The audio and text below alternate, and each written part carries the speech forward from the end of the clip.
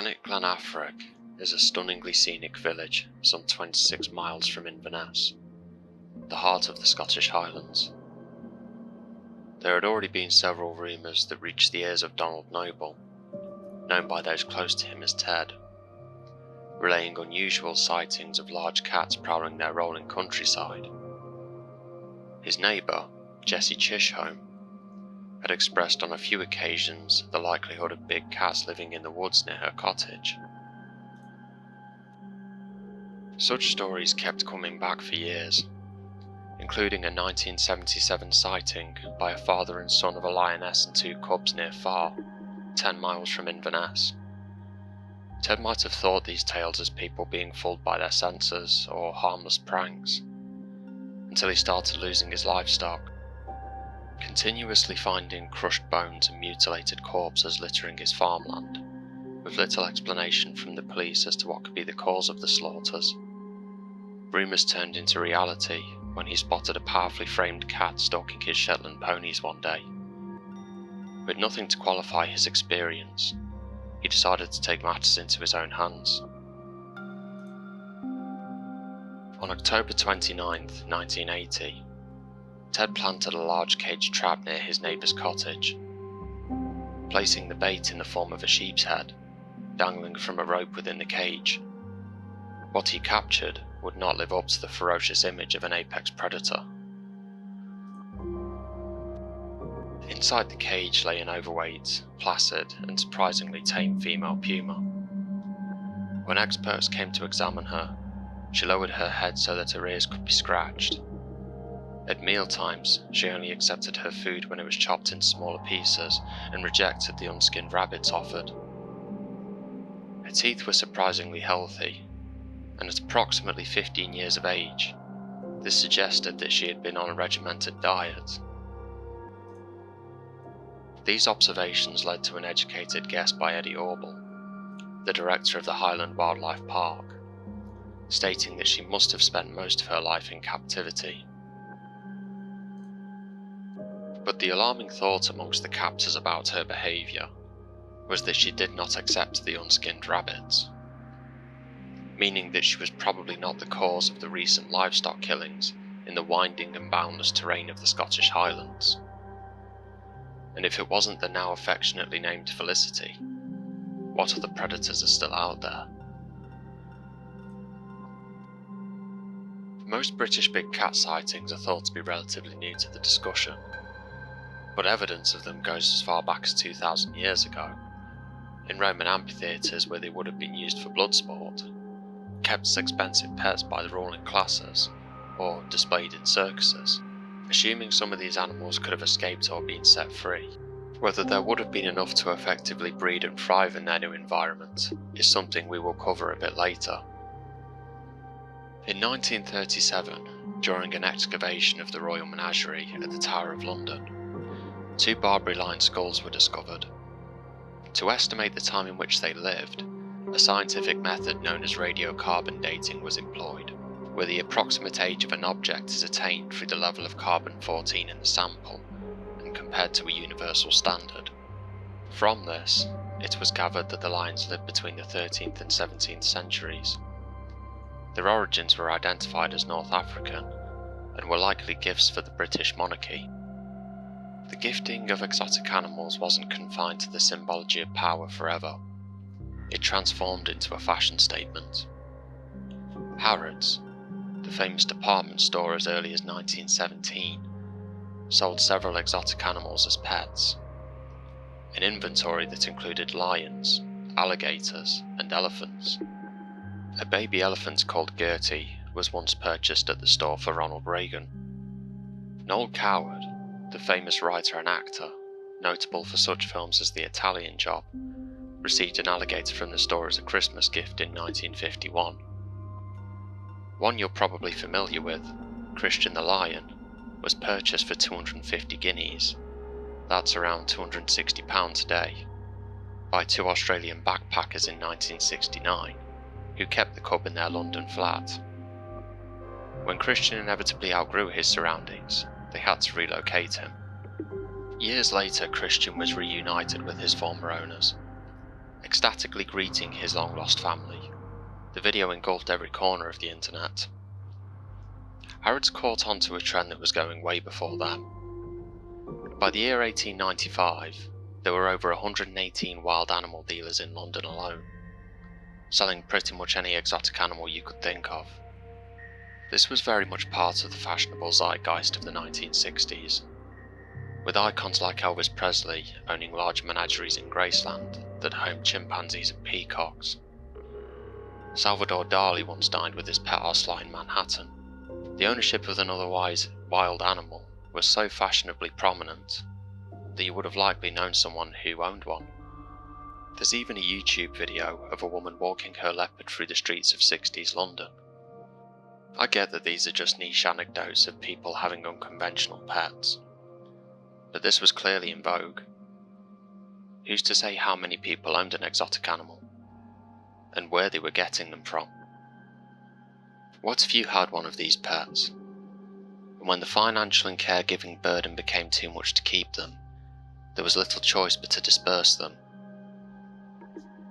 Presumably, leaving them to forage their habitats where they would have access to easy prey, and no immediate threat.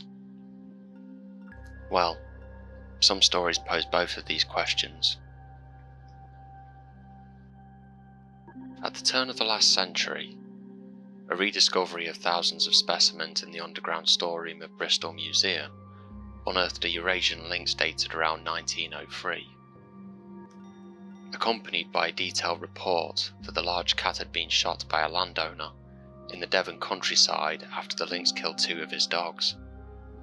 This seems like a pretty feral encounter in contrast to the story of Felicity. Even if the large cat intended to kill the dogs for food, Eurasian lynx only typically prey on smaller game such as mice or hares. Does this aggressive behaviour mean the lynx had spent a significant portion of its life in a more hostile environment? Eurasian lynx have been extinct from the British Isles for 1,000 years. So where did it come from? A multitude of big cats have been held and transported throughout the UK in private collections. When they have escaped, they are mostly captured or killed within a matter of days. But it can still be a threat to human life. In 1991, 4 lions managed to break free from Chipperfield's travelling circus in the town of Grimsby, a port town situated in the northeast of England. For the hour that they escaped, they terrorised the streets, and one of them mauled a local man by the name of Michael Strand. Michael was saved by a policeman who rammed the lion with his car. He was fortunate enough to escape with his life, as the lion had already forced him onto the ground and sunk its teeth into his neck. Raking his body so heavily, he was rushed to hospital and required 24 stitches. Regardless of their environment and nurturing, these agile creatures are perfectly capable of escaping captivity if their containment and supervision are mismanaged. But let's go back and ask if they have ever been intentionally released. The Dangerous Animals Act of 1976 made it mandatory to obtain a license for specific animals classed as dangerous. This license was only granted if their enclosures had the correct size, ventilation, hygiene standards, and security. An expensive purchase fee and incurring heavy further financial penalties if these standards were not met and maintained. Both of these could cost upwards of £400 each, which today is around £3,000. Inflation puts those numbers into perspective. Benjamin Mee is an interesting character. Born during a bushfire in Australia, he went on to study psychology at University College London and spent more than 15 years in journalism.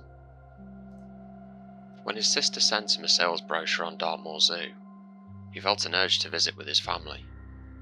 Upon arrival, they discovered to their dismay that if no one would purchase the estate, the vast majority of animals housed there would have to be dispersed or destroyed, and the property would be turned into a nursing home. If you're familiar with the 2011 film We Bought a Zoo, you will know this heart-wrenching story, as it's based on the same events as Benjamin's 2008 memoir. The family bought Dartmoor Zoo in 2006, and through extreme turmoil managed to keep it alive. But as Benjamin learned more about the zoo's past, one day in 1978, it had a particularly weird dealing with another zoo to transfer some of its animals. 5 pumas had been arranged to be moved from Plymouth Zoo to Dartmoor Zoo, formerly known as Dartmoor Wildlife Park. During the transfer, Plymouth Zoo owner Mary Chipperfield lost 3 of these pumas in the Dartmoor area when it was forced to close in 1978. Remember the lion attack story from before? Mary's family has owned Chipperfield Circus, specialising in exotic animals since the late 1600s.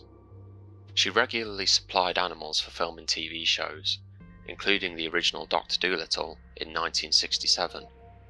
Danny Bamping, founder of the British Big Cat Society, told the Telegraph newspaper, Mary Chipperfield agreed to transfer her 5 pumas to Dartmoor Wildlife Park. When they arrived, there were only 2 pumas in the consignment, but 5 tags in the cage. We think she let them out on the moor.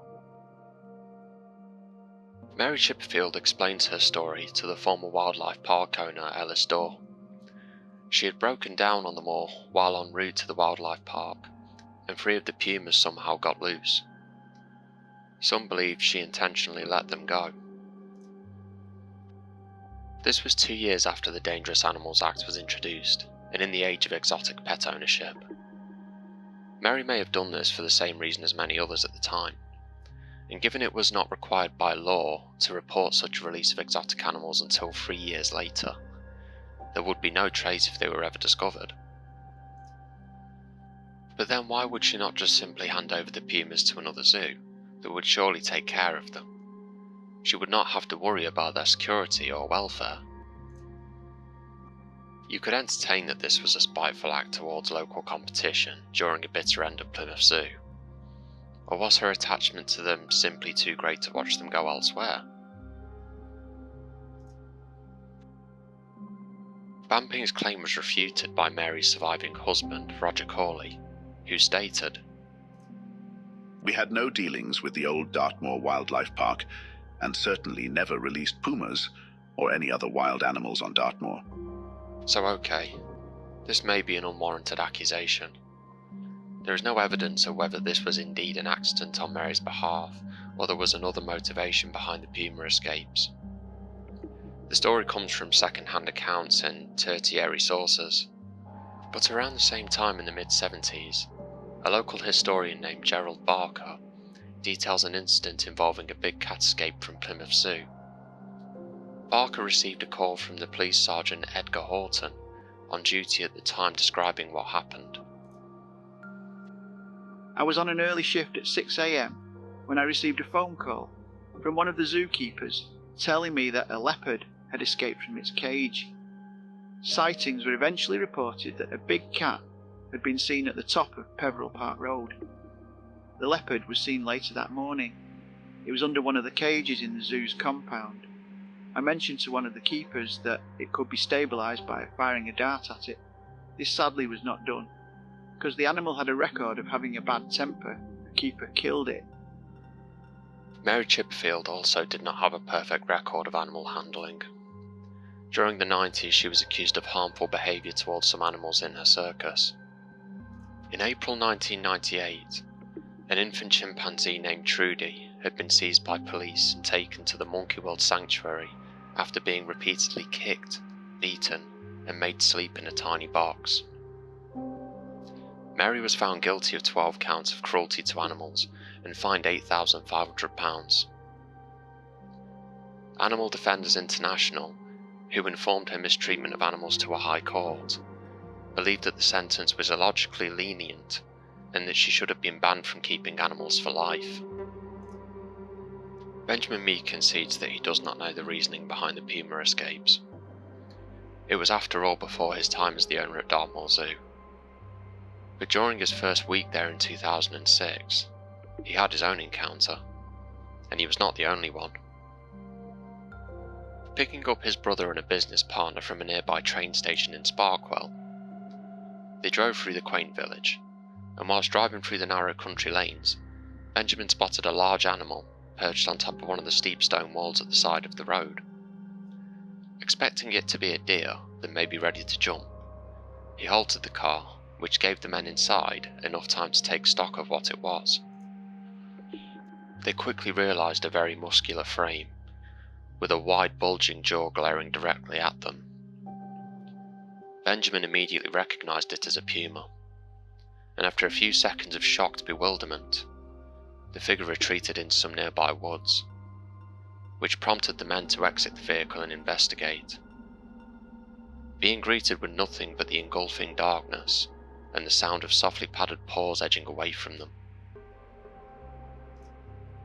Checking all of his animals were in their enclosures upon their return, he was stumped for an answer and began to ask colleagues.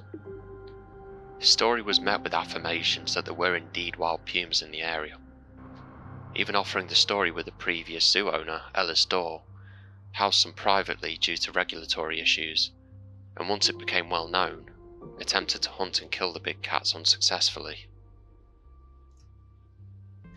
Given that the exchange between Dartmoor and Plymouth Zoo was the most likely of big cat escapes at the time, it would at least mean that in recent decades, pumas have roamed the rural areas of Britain. But can they survive in such an environment? Pumas are highly adaptable and can easily adjust to different habitats, ranging from swamps, deserts, open plains to coniferous forests. They prefer areas with rocks and underbrush to stalk their territory, like the Devon and Cornwall landscapes. They would have no real predators to contend with in the British countryside, aside from potential competition for food from wolves or other large animals. And speaking of food, their main diet includes deer, horses, cattle and sheep, so they would not go shy of a meal in this part of the world, and there are plenty of photographs taken by a few different sources that point to this happening to this day. Don't worry, we'll get to those photographs shortly. But right now, we have to discuss the birth of an urban legend that has cemented itself firmly within the realm of cryptids and strange creatures, and how it's plausible that people like Mary Chipperfield, whether they meant to or not, could have created it. 1983, Drewstone Farm, Exmoor. Eric Lay knew of a rumoured big cat sighting from his neighbour. He was even friendly with a local butcher who homed a puma and a black panther that would regularly take them around Twitchin Moor for, well, a walk. His young lambs began to vanish inexplicably. When some were found, he described them as such. You would just get the spine of the animal left, and the ribs would be cleaned out like they'd been cleaned out with a butcher's knife. So he decided to leave one of the carcasses out to bait and trap the predator.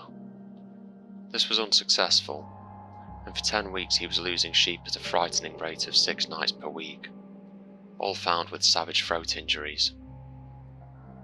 This would be very unusual for a single big cat. In other accounts they normally prey once a week. The strangeness didn't stop there. A friend of Lay's hatched the idea to drive around each farm at night to see if they could spot the elusive predator. And by the time the patrol reached the last farm, bizarrely a single dead sheep would be found. Almost as if whatever this predator was, it knew where to go. A few different methods were deployed like this, and a pattern soon emerged.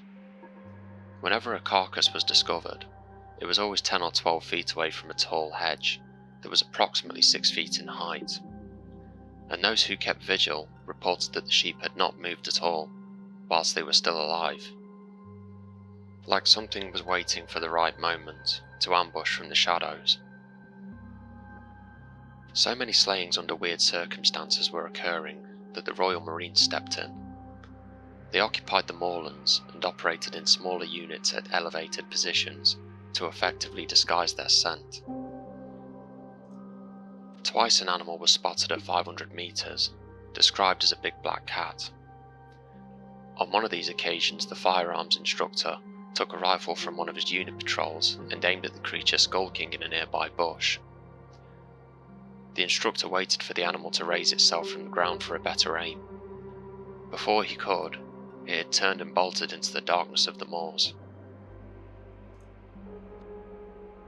There are other polarising reports that the Marines sighted such a creature during their patrols, but the official operation concluded as fruitless. This hasn't prevented sensationalist fictional writings from emerging that are inspired by the mystery.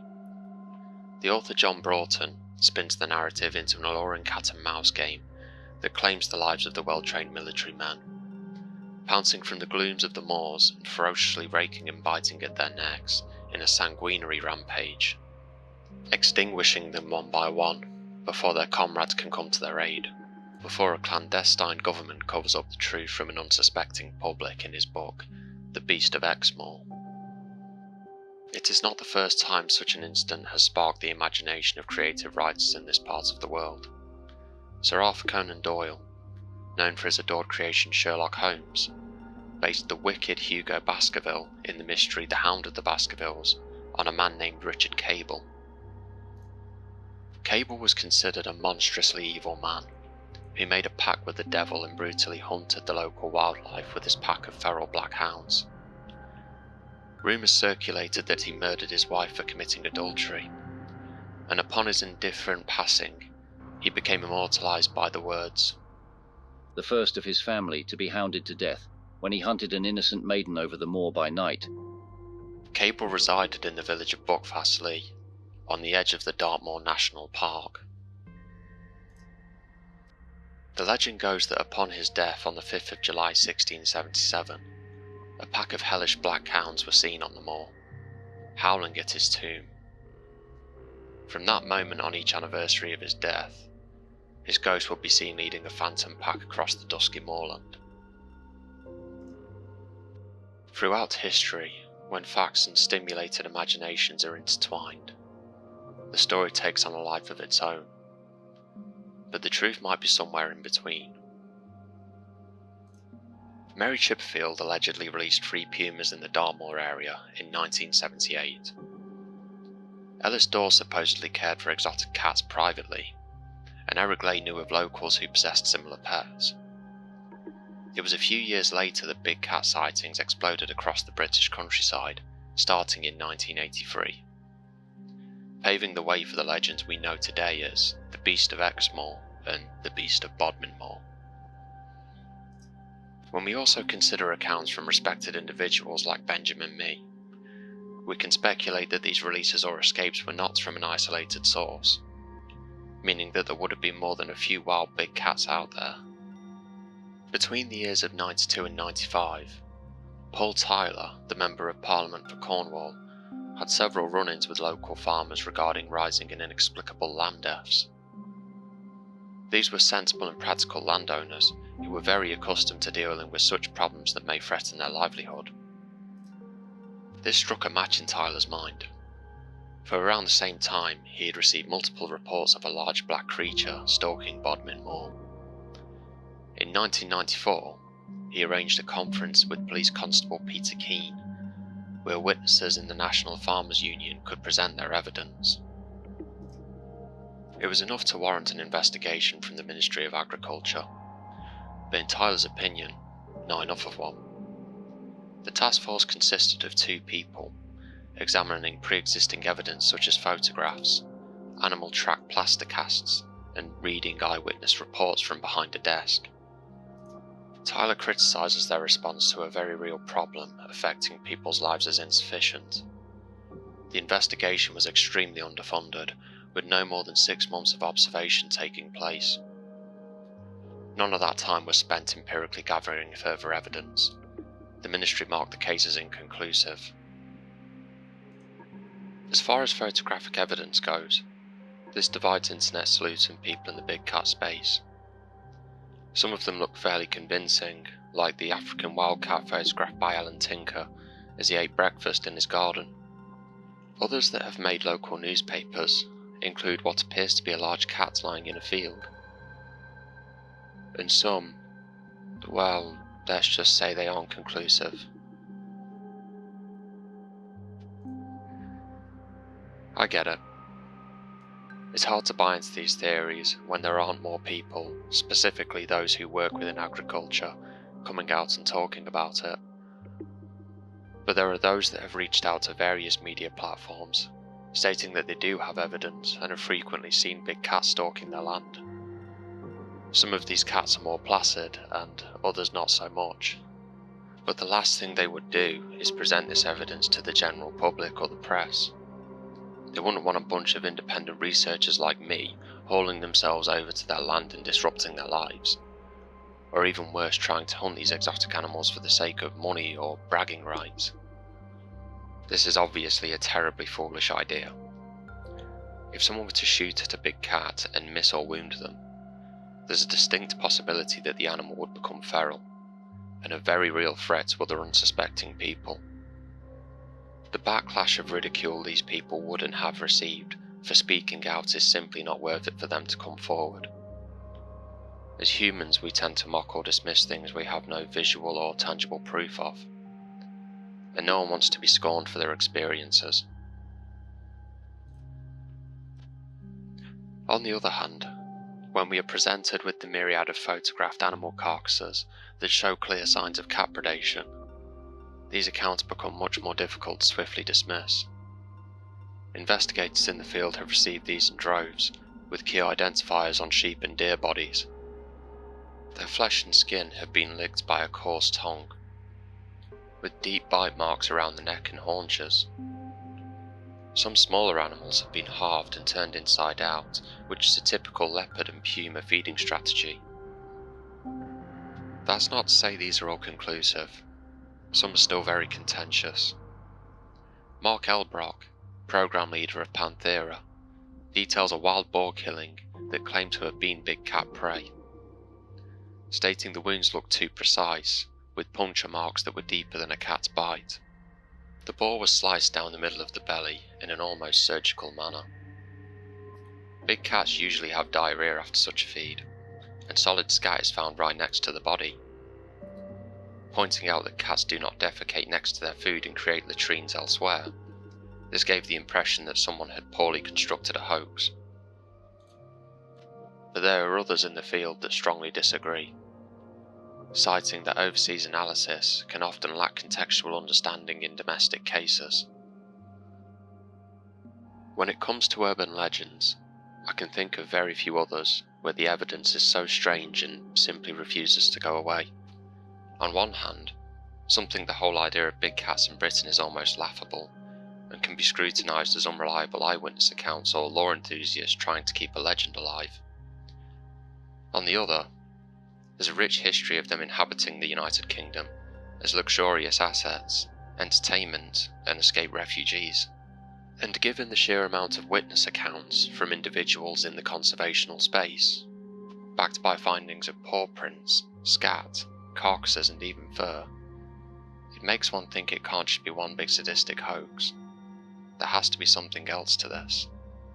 Such a phenomenon warrants enough attention from the government to send armed military to Exmoor, whilst there was still a conflict in Northern Ireland, and a decade later launched an investigation in Bodmin, an area some 70 miles away. This was clearly a subject that was being taken very seriously at the time. It is considered notoriously rare to find some big cats due to the speed they can move and how well they can hide from potential predators, even in parts of the world they densely inhabit, like South Africa. And if they did exist in Britain, this population size would likely be very small. Pumas can travel roughly 9.5 kilometers per night for food, whilst leopards manage much more than this if necessary, meaning they could cover a wide landscape, and a possible reason for finding no bodies, well, they could be hard to find. Pumas, for example, often go to very thick brush to die, and if nature takes its course, remains may never be located.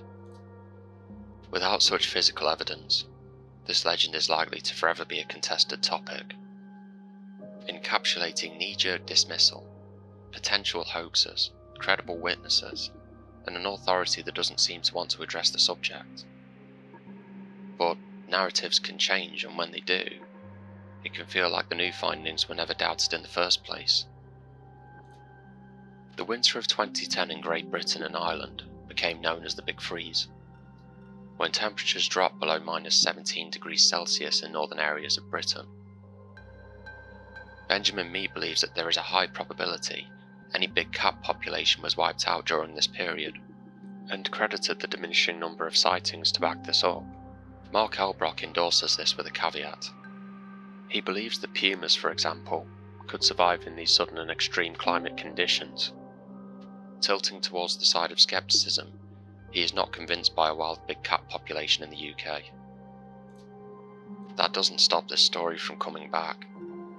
Freedom of Information requests to the Devon and Cornwall Police revealed that between 2000 and 2011, a total of 205 sightings were reported in these areas, which line up with Mee's thoughts on their population. But we're just talking about sightings here. What about new findings? Some that we happened across not long ago. We're well aware of sheep predation being a clue of big cat presence by now. This actually didn't stop, with farmers around the country making such reports to this day. In 2022, a sheep attack occurred on a farm in Gloucestershire. Upon examination of the area, strands of black animal hair were extracted from a barbed wire fence. A forensic lab analysed the hair using mitochondrial DNA testing and found it to be a 99.9% match to the leopard species Panthera pardus. It's easy to forget because of how exaggerated this story has become through generations of rumours and spooky stories, that we are still talking about species that are well documented and known to exist. There's probably a good percentage of you still watching this video till now sat there thinking that you couldn't care less about an escaped dangerous predator, or you live close enough to some that this mystery is almost laughable to you.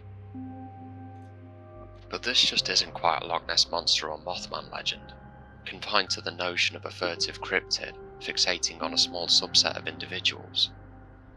These are multiple cases told by people completely unconnected to one another, who are fully aware of the scrutiny they will inevitably face by sharing their stories, even though they are completely based in reality. As for a conclusion, well, there isn't one. There's nothing supernatural or paranormal about this phenomenon, yet it's almost completely treated with the same amount of skepticism. It's not alien to believe that well-documented animals are acclimatized to somewhere that we're unaware of. And to be so dismissive of even humouring such a concept seems pretty disrespectful to those that have had their own experiences. Thank you for sticking around. I hope you enjoyed this little investigation, and if you ever find yourself in the dark countryside with the sound of softly padded paws approaching you, remember to act big and back away slowly. Be safe out there, and take care of yourself.